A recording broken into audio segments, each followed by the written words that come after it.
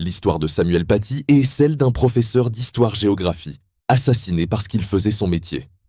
Son cours sur la liberté d'expression est devenu, en l'espace de quelques jours, le point de départ d'une vague de haine mortelle. Début octobre 2020. Dans le cadre d'un cours d'enseignement moral et civique sur la laïcité, Samuel Paty montre des caricatures à ses élèves de 4e. Par souci de respect, il prend la précaution de proposer à ceux qui pourraient se sentir heurtés de détourner le regard ou de sortir un instant. Un geste de bienveillance qui, pourtant, ne suffira pas à empêcher l'engrenage fatal. Une fois le cours terminé, le mensonge prend le relais. Un parent d'élève, dont la fille n'était même pas présente ce jour-là, lance avec l'aide d'un militant islamiste déjà connu des services de renseignement une campagne de diffamation et de haine sur les réseaux sociaux. Ils accusent faussement le professeur d'avoir demandé aux élèves musulmans de se dénoncer avant de montrer les images.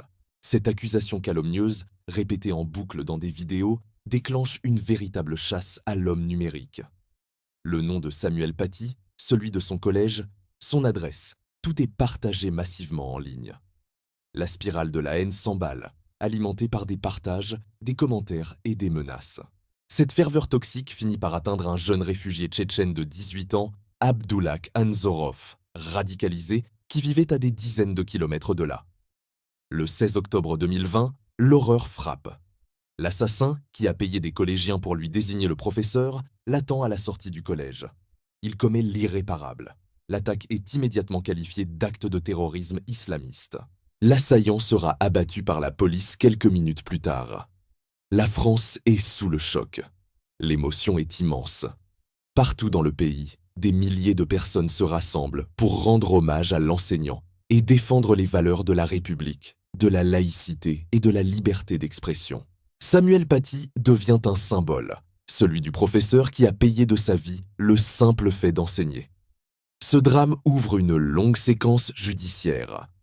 Fin 2023, 5 collégiens sont reconnus coupables d'association de malfaiteurs pour avoir, contre de l'argent, aidé le terroriste à identifier le professeur.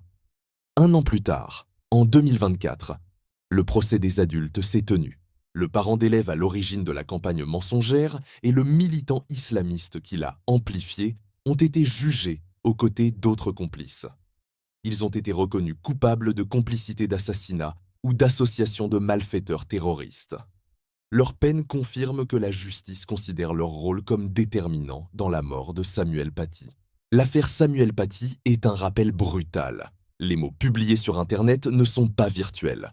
La haine en ligne a des conséquences bien réelles. Elle tue.